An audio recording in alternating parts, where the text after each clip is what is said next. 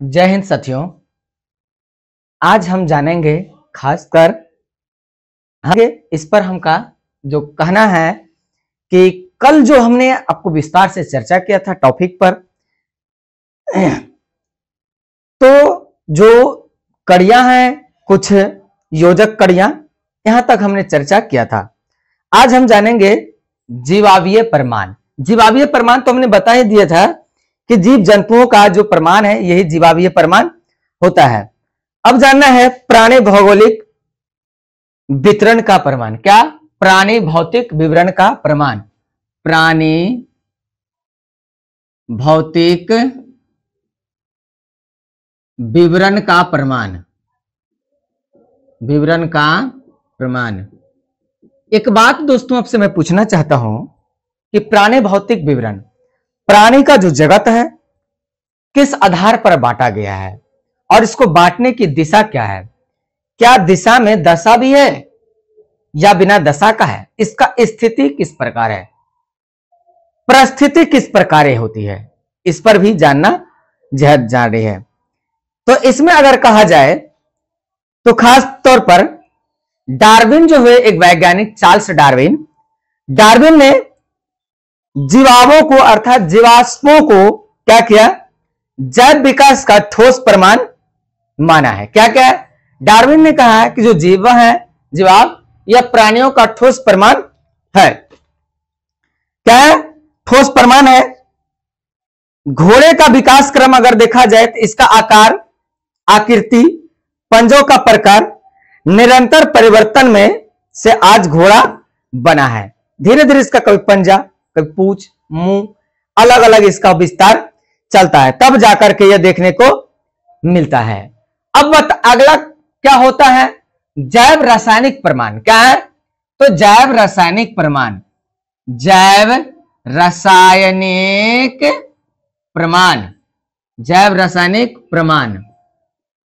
जीव जंतुओं में कुछ रासायनिक भी गुण देखने को मिलता है और कुछ भौतिक भी गुण देखने को मिलता है।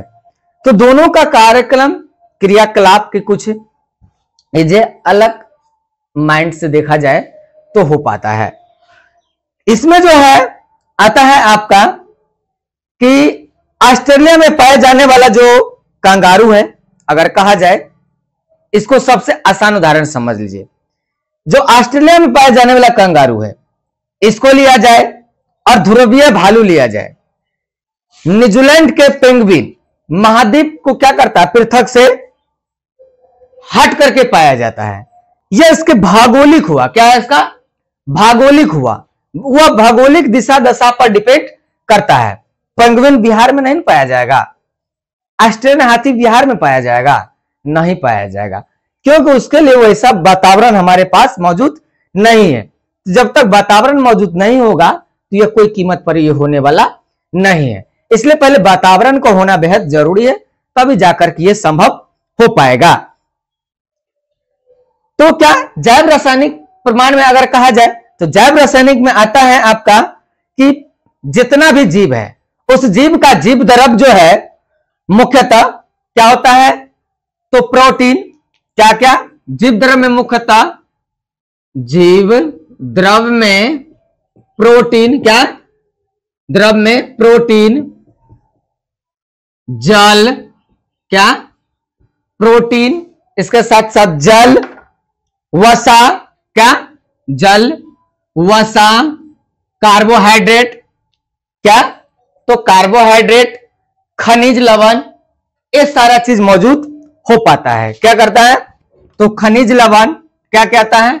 वसा, कार्बोहाइड्रेट, कार्बोहाइड्रेट, खनिज लवण, खनिज लवण।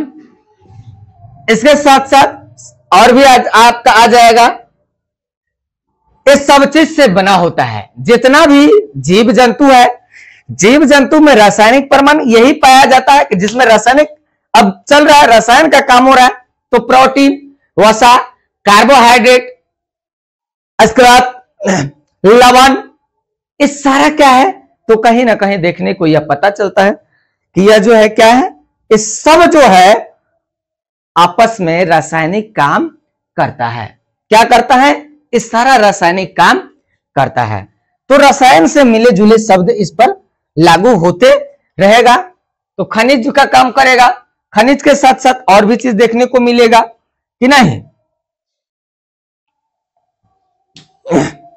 और अगर बात किया जाए तो क्या होता है कि सभी जीवों में क्या होता है, एक समान कार्य करने के लिए, जैसे एंजाइम, जितना जीव है सभी जीव में काम करेगा, इसके लिए एक जैसा काम होता है। जैसे क्या, तो एंजाइम, क्या एंजाइम, क्या जैसे एंजाइम। तो एंजाइम जो है सभी जीवों में एक जैसा देखने को मिलता है। तो एंजाइम हो गया।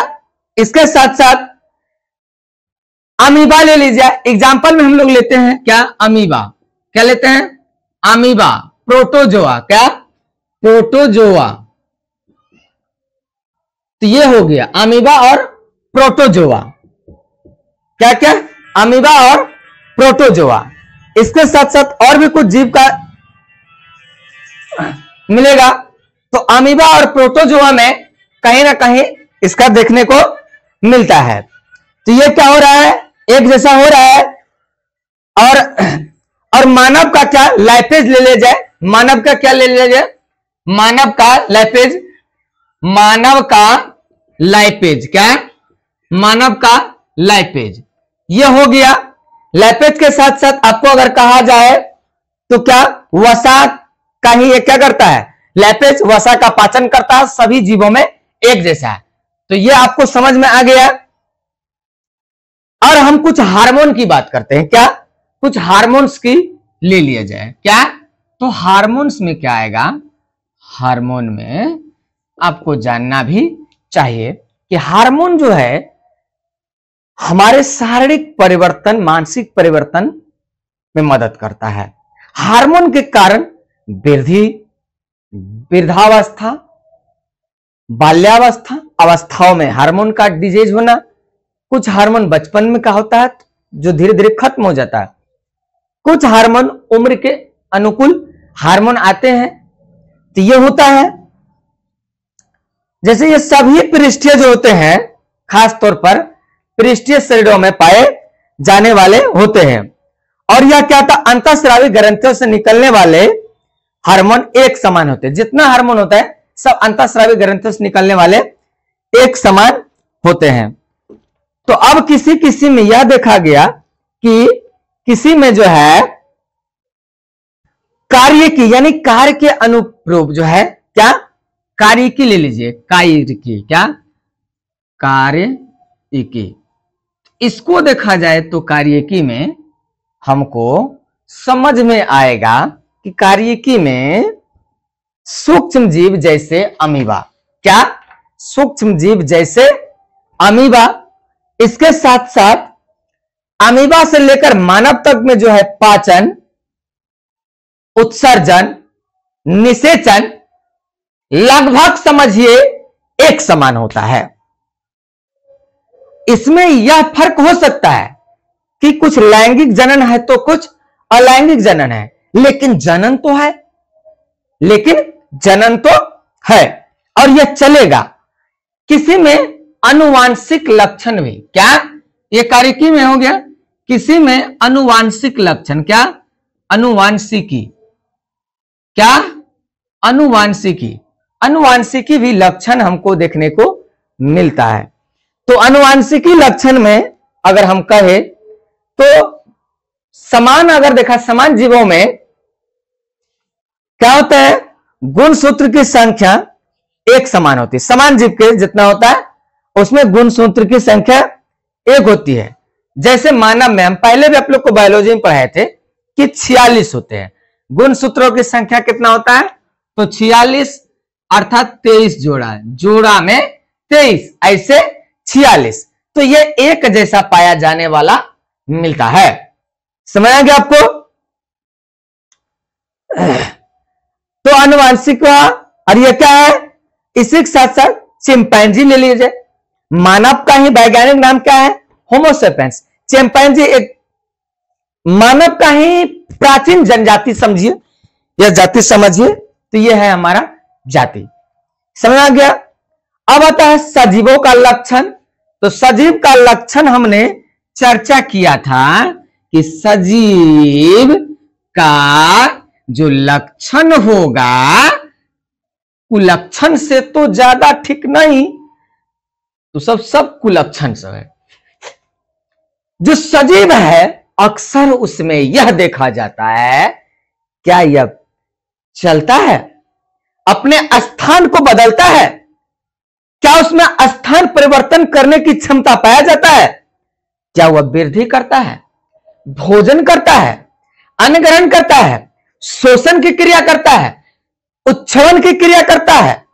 अगर इतना सारा चीज करता है तो सजीव है। अगर जैसे ये मेरा मार्कर है, क्या है, जैसे मार्कर है, ऐसे दाब रहे थे, कुछ नहीं कर रहा है, छटपटा है, क्योंकि निर्जीव, इसमें जीव ही नहीं है। लेकिन यही किसी को दाबेंगे, किसी का मनुष्य ऐसे दाबेंगे, पूरा एकदम दर्द करने लगेगा, पूरा बौखलाहट उठेगा, बाप रे बाप, आओ हम ना बचाओ। तो यह हुआ सजीवों में। सर जी अब प्रश्न कहिएगा आप कि हमको बताइए, पेड़ तो नहीं चलता है। बिल्कुल सही बात आपने पकड़ा। वो क्यों चलेगा? चलेगा कौन? चलेगा कौन? जिसको भोजन की जरूरत पूरा करने के लिए कहीं जाना हो, लेटरिन बाथरूम शौचालय करने जाना हो। क्या पेड़ जो है भोज खाने जाएगा? पेड़ भोज खाने जाएगा? वो कमाने जाएगा। उसको ना कमाने का टेंशन है और उसको भोजन मिल रहा है। सूर्य उदय हुआ, उसका भोजन बनना शुरू है। क्या है? यानी कि उसका फोटोसिंथेसिस जो होता है, यह काम होना शुरू हो जाता है प्रकाश संश्लेषण की क्रिया में, और वह भोजन बना लेता है। एक ही जगह पर रह करके भोजन बनाता है, तो क्यों चलेगा? लेकिन वह वृद्धि तो किया, बचपना था, पहले बीज लगा, बीज से फिर कोंपल हुआ, कोंपल से फिर किसले, किसले से धीरे धीरे पूरा वृक्ष बन गया। इसलिए वह भी सजीव ही है। हाँ, इतने गुण है उसमें कि वो चलता नहीं। लेकिन कुछ ऐसे भी पेड़ है जो चिल्लाता है, विदेशों में पाया जाता है, हमारे भारत में नहीं पाया जाता है। यह हो गया। ये आनुवंशिकता का लक्षण के आधार पर सभी में क्या होता है? सजीवों का लक्षण। किसी किसी का आकृति, उसका माप भी देखा जाएगा। क्या देखा जाएगा? आकृति एवं माप। क्या? आकृति एवं माप। तो आकृति और माप जो है यह भी डिपेंड करता है। किसी किसी का जीव आकृति एक ही जैसा है। क्या है? एक ही जैसा है। कंफ्यूज रहते हैं चीन में कौन किसका है, लेकिन वो लोग पहचान लेता है कौन किसका है ना, ये दिक्कत नहीं है वहां पर। तो सजीवों में क्या पाया गया कि जैविक क्रियाएं उसमें मुख्य रूप से पाई जाती है, जिस आधार पर निर्जीव को सजीव से अलग कर दिया गया। क्या क्या? जिस आधार पर सजीव को निर्जीव से अलग कर दिया जाता है। और प्रत्येक जीव जितना है, प्रत्येक जीव क्या करते हैं? एक विशिष्ट आकृति एवं माप का होता है। क्या होता है? जितना जीव है उसका प्रत्येक का अपना अलग आकृति और माप होता है।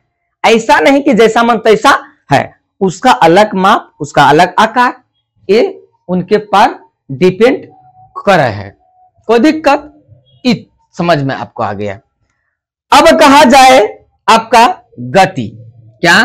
गति यानी मोशन। क्या? मोशन।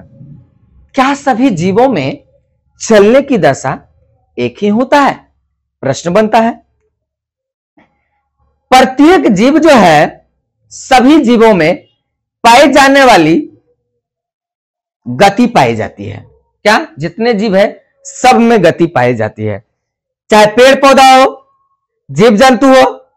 जैसे छुई मुई को लिया जाए, छुई मुई पादप का क्या है? स्पर्श करने पर क्या होता है? पाई हो जाती है, मतलब सिकुड़ जाती है। क्या हो जाती है? सिकुड़ जाती है, पाई हो जाती है। छुई मुई स्किन से जैसे टच हुआ या किसी और चीजों से भी टच हुआ तो क्या होगा? स्पर्म होने के साथ साथ वह क्या होता है? तो सिकुड़न उसमें आ जाता है। अब इसका देखिए किसी किसी का प्रचलन। क्या? तो प्रचलन। प्रचलन क्या आता है? प्रचलन। हम हर टॉपिक पर बताते जा रहे हैं, आपको ध्यान में रखना है। क्या करना है? ध्यान में रखना है, तब जाकर के आपको कहीं ना कहीं समझ आएगा।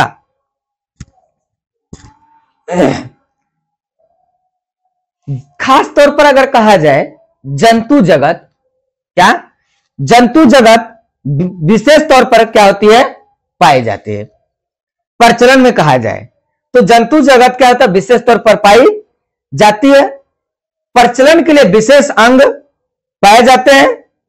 खास तौर पर कुटपात में अगर कहा जाए तो अमीबा में, पक्षाम्भी पैरामेशियम में, अमीबा पैरामेशियम प्रोटोजोआ, ये सब तो हमने आपको पहले ही बताया। अब अगर कहा जाए कोशिका की संरचना, तो हमने एक स्पेशल क्लास ही दिया था पूरा बायोलॉजी का, केवल सेल पर चर्चा हुआ था कोशिका का। लेकिन अब टॉपिक यहां पर खुल रहा है कोशिका की संरचना। क्या, कोशिका की संरचना क्या है, तो कोशिका की संरचना क्या है, तो कोशिका की संरचना। कोशिका की संरचना की अगर बात कहा जाए तो प्रत्येक जीव का निर्माण का है कहिए, या फिर एक अनेक छोटी छोटी संरचनात्मक क्रियाएं जो होता है, इकाई ही कोशिका है। प्रत्येक जीव के संरचनात्मक छोटे छोटे इकाई क्या है, तो कोशिका है। There are types for any disease of the purse. अलग अलग थिंकिंग्स, अलग अलग लक्षण, अलग अलग सोच विचार हो सकते हैं। जितने जीव जंतु हैं, सभी जीव जंतुओं का निर्माण कोशिका और उत्तक से हुआ है। कैसे हुआ है, कोशिका और उत्तक से हुआ है। ऐसा कोई जीव नहीं जिसमें कोशिका नहीं पाया जाए, जिसमें उत्तक नहीं पाया जाए। यह हो सकता है कि कोई बहुकोशिकीय है तो कोई एक कोशिकीय है, यह मान लेंगे नहीं, बल्कि है भी, कोई बहुकोशिकीय है तो कोई एक कोशिकीय है। लेकिन बिना कोशिका के शरीर का निर्माण नहीं हो सकता है। अब देखिए उपापचय, प्रत्येक जीव क्या करते हैं, कोशिका वाले जो होने वाले रासायनिक क्रिया का क्या करते हैं, उपापचय करते हैं। क्या करते हैं, उपापचय करते हैं। और यह उपापचय जो है अपचय से मिलकर बनती है। अच्छा एक बात बताओ, हम लोग सांस लेते हैं, छोड़ते भी हैं। ऐसा कौन जीव है जो खाली सांस ले और छोड़े नहीं, और खाली छोड़े और लेवे नहीं करे, तो यह भी नहीं संभव है। इसलिए जितना ले उतना छोड़ते रहे। जब छोड़ते रहेगा तो पता चलेगा कि, अच्छा एक बात बताइए, पौधे जो है प्रकाश संश्लेषण की स्थिति में क्या ग्रहण करता है, पता है आपको, सूर्य की रोशनी को ग्रहण करता है। क्या करता है, इसके माध्यम से वह क्या करता है, ग्लूकोज का निर्माण करता है, C6H12O3। क्या करता है, ग्लूकोज का निर्माण करता है। क्या करता है, C6H2 और O6 का निर्माण कर लेता है। तब जाकर हमारे शरीर में भी ग्लूकोज चाहिए। बिना ग्लूकोज के शरीर में ताकत नहीं मिलेगा। शरीर को जेनेटिक एनेटिक कनेक्टिविटी के लिए चाहिए क्या, तो ग्लूकोज। ग्लूकोज का सीधा शॉर्ट सर्किट में कहिए तो हमें चाहिए ऊर्जा, पावर चाहिए, पावर हाउस बनाना पड़ेगा। बॉडी के एक एक पार्ट को पावर देना पड़ेगा, तभी जाकर ये क्या रहेगा, एक्टिवेट रहेगा। नहीं एक्टिवेट रहेगा तो डीएक्टिवेट हो जाएगा, शिथिल पड़ जाएगा, मरणशील हो जाएगा, मर जाएगा, थप पड़ जाएगा, ये हो जाएगा बेकार, लुसफुसा जिंदगी हो जाए, तो फिर ये बेकार है। इसको चलाने के लिए हमें भोजन की जरूरत पड़ती है, पानी की जरूरत पड़ती है, फल फूल के रस, जूस, दूध, दही, मेवे, मलाई, मिश्री, मिठा, हर तरह के भोजन की आवश्यकता पड़ती है। तो यह होता है मुख्य रूप से शरीर में। तो यह हो गया उपचयन और अपचयन। अब बात करें पोषण। पोषण क्या कोई जीव बिना भोजन किए हुए रह सकता है? अभी तुरंत हमने कहा कि ग्लूकोज, ग्लूकोज कहां से, तो भोजन से प्राप्त होगा। ग्लूकोज कहां से प्राप्त होगा, तो भोजन से। तो भोजन हम लोग क्यों करते हैं, ग्लूकोज निर्माण करने के लिए? नहीं नहीं नहीं, आपका दिमाग नहीं है, आपको लगता है नहीं, असल में तो भोजन करते हैं ग्लूकोज के ही निर्माण करने के लिए, क्योंकि शरीर में विटामिन चाहिए, शरीर को ताकत चाहिए, शरीर को ऊर्जा चाहिए, शरीर को वसा चाहिए, तभी हमारा शरीर काम करेगा, नहीं तो शरीर काम करने लायक नहीं बचेगा। तो यहां पर जो है हमने आपको पोषण तक बता दिया, ग्लूकोज के विषय में चर्चा अगले वीडियो में हम करेंगे, और वृद्धि और विकास इस पर चर्चा करेंगे। शोषण फिर हम बताएंगे जीवधारियों का वर्गीकरण कैसे करते हैं, इस पर विशेष वीडियो लेकर के आएंगे। तो उम्मीद करते हैं कि लगातार आप हमारे चैनल से जुड़े रहे। आपको कंपटीशन लेवल के लिए हम जो है बायोलॉजी जो पढ़ा रहे हैं, आपको इस प्रकार से एग्जाम में प्रश्न आएगा और एक एक टॉपिक को आपको समझ में आ जाएगा। अच्छा से समझना है, कोई दिक्कत नहीं है, कोई चिंता फिक्र नहीं है, अच्छा से आपको लिख लेना है, तब समझ में आएगा। जय हिंद, जय भारत।